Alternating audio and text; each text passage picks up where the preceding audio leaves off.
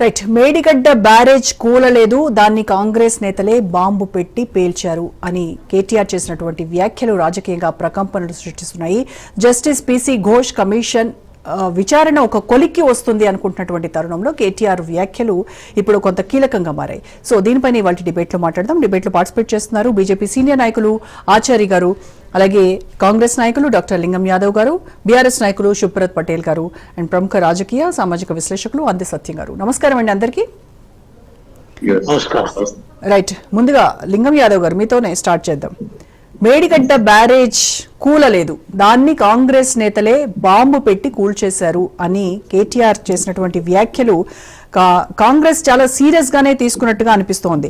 So Kaleshwaram project credit KCR కు ఎక్కడ వెళ్తుందో అన్నటువంటి దక్కకూడదు అనేటువంటి కుట్రతోనే కాంగ్రెస్ ఈ రకమైనటువంటి పిల్లర్ ను కూల్చేసి బాంబు పెట్టి ఈ రకంగా ఇటువంటి చర్యలకు పాల్పడ్డారు అని కేటీఆర్ చేసినటువంటి కామెంట్స్ ఎలా చూస్తున్నారు? గుడ్ ఈవినింగ్ అండి. ముందుగా మీకు అదేవిధంగా రాజకీయ ప్రేక్షకులకు, పెద్దలు, ఉపకాంక్షలందరికీ నమస్కారం. ఇవాళ కాంగ్రెస్ ప్రజాప్రభుత్వం గౌరవనీయ ముఖ్యమంత్రి రేవంత్ రెడ్డి గారి ఆధ్వర్యంలో 10 ఏళ్ల బీఆర్ఎస్ పాలనపై, వాళ్ళ అవినీతి అక్రమాల, కల్వకుంట్ల కుటుంబం యొక్క అవినీతి అక్రమాలపై ఇవాళ ఒక్కొక్కటిగా బయటకు వస్తున్నాయి. దాంతో పాటు ఇవాళ ప్రజాప్రభుత్వం వాళ్ళు చేసినటువంటి అవినీతిపై ఎంక్వైరీ నడుస్తుంది. ఇవాళ అందరూ ప్రత్యేకించి ఈ కాళేశ్వరం మీద జరిగినటువంటి అవినీతి మీద పీసీ ఘోష్ కమిషన్ ఏర్పాటు చేయడం జరిగింది. ఆనాడు చీఫ్ ఇంజనీర్ అయినటువంటి 80,000 పుస్తకాలు చదివిన చీఫ్ మేధావి, అపర మేధావి అయినటువంటి కేసీఆర్ గారు కాళేశ్వరం నా మానస పుత్రిక అని చెప్పినటువంటి కేసీఆర్ మరి ప్రపంచంలో కడుతుంటేనే కూలిపోయినటువంటి ప్రాజెక్టులు ఎక్కడైనా ఉన్నాయండి? ఇవాళ దాంట్లో అది కాళేశ్వరం అనేది కేసీఆర్ కు, కల్వకుంట్ల కుటుంబానికి, బీఆర్ఎస్ పార్టీకి ఏటీఎం గా మారింది అనేది ఇవాళ తెలంగాణ ప్రజలందరికీ తెలుసు. ఇవాళ కాపు చాలా స్పష్టంగా రిపోర్ట్ ఇచ్చింది, అందులో కాళేశ్వరంలో అవినీతి జరిగిందని. అదే విధంగా నేషనల్ డ్యామ్ సేఫ్టీ అథారిటీ చాలా స్పష్టంగా చెప్పింది, దానికి ఒక ప్లానింగ్ లేదు, డిజైన్ లేదు, కనీసం సాయిల్ టెస్ట్ కూడా అక్కడ జరగలేదని వాళ్ళు చాలా స్పష్టంగా రిపోర్ట్ ఇవ్వడం జరిగింది. ఇవాళ దాని మీద ఇదే కేటీఆర్ గతంలో ఏమన్నాడండి, ఏదో చిన్నది కూలిపోయింది, ఒక పిల్లలు కూల్తనే ఇట్లా అంటారు. ఇవాళ ఏమంటారు అంటే దాన్ని మళ్ళా కాంగ్రెస్ ఏదో చేసిందని. అంటే మాట్లాడే ముందు 10 ఏళ్లుగా మంత్రిగా చేసినటువంటి వ్యక్తి ఇవాళ అధికారం కోల్పోయిన తర్వాత దాన్ని మెగలోమానియా అంటారండి. మెగలోమానియా అనే పవర్ డిజార్డర్ తోటి కేటీఆర్ బాధపడుతుంది. సో ఆ ఫ్రస్ట్రేషన్ లో, ఆ డిజార్డర్ లో ఏది పడ్డానే మాట్లాడుతుంది. మననేమో చిన్నదే ప్రమాదం అన్నాడు, ఇప్పుడేమో వేరే వాళ్ళు ఎవరేదో చేసిందని.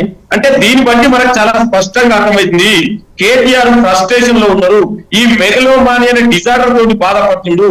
ముందుగానే ప్రభుత్వానికి కూడా విజ్ఞప్తి చేస్తున్నా, మీ టీవీ ఛానల్ ద్వారా కూడా, ప్రభుత్వం కూడా ఒక ఎమ్మెల్యే ఉంది కాబట్టి గతంలో మంత్రిగా పనిచేసిన వ్యక్తికి ప్రభుత్వ ఖర్చుల ద్వారా ఆయన ఆ ట్రీట్మెంట్ చేసి ఆయన యొక్క మానసిక స్థితి సరిగ్గా ఉందో లేదో ముందు టెస్ట్ చేయవలసిన అవసరం ఎంతైనా ఉంది. ఇవాళ ప్రభుత్వం కమిషన్ ఏర్పాటు చేస్తే, ఒక రాజ్యాంగబద్ధంగా ఎలక్ట్ అయినటువంటి ప్రభుత్వం ఒక కమిషన్ ఏర్పాటు చేస్తే, ఆ కమిషన్ గతంలో ముఖ్యమంత్రిగా పనిచేసింది కదా, కాళేశ్వరం కూలేశ్వరంగా అయిపోయింది కదా, అసలు కాళేశ్వరం అన్నారు కదా గతంలో. మరి ఆయన ముఖ్యమంత్రిగా పనిచేసిన వ్యక్తికి కమిషన్ నోటీస్ ఇచ్చింది. ఇవాళ అదే ఆనాడు ఆర్థిక మంత్రిగా పనిచేసినటువంటి ఈటల రాజేందర్ నోటీస్ ఇచ్చింది, ఆనాడు ఇరిగేషన్ మినిస్టర్ గా పనిచేసినటువంటి హరీష్ రావు గారికి నోటీస్ ఇచ్చింది. ఇవాళ వీళ్ళు చేయవలసినది ఏంటండి, కమిషన్ ముందుకెళ్లి మీ నిజాయితీని, చిత్తశుద్ధిని నిరూపించుకోండి.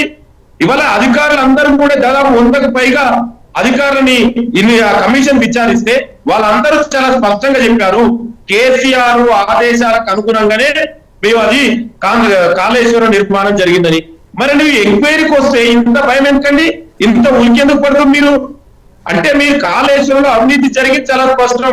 ఇదే కాళేశ్వరంలో పనిచేసినటువంటి కంపెనీలు ఏదైతే ఉందో టెండర్ వాళ్ళే కదా ఇవాళ బీజేపీకి, బీఆర్ఎస్ కు ఎలక్ట్రల్ బాండ్ల పేరు మీద డబ్బులు ఇచ్చింది కూడా ఇదే కంపెనీ.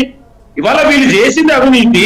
ఇవాళ మళ్ళీ దాన్ని మాట్లాడే నువ్వు చేయకపోతే కమిషన్ ముందు నిరూపించుకో, అంతే తప్ప ప్రభుత్వం మీద ఏది పట్టి మాట్లాడుతూ. అందుకే నేను కేటీఆర్ మరొకసారి మీ యొక్క మానసిక స్థితి సరిగ్గా ఉందో లేదో చెక్ చేయవలసిన అవసరం ఎంతైనా ఉంది. రైట్, పటేల్ గారితో మాట్లాడదాం. రైట్ అండి, ఓకే.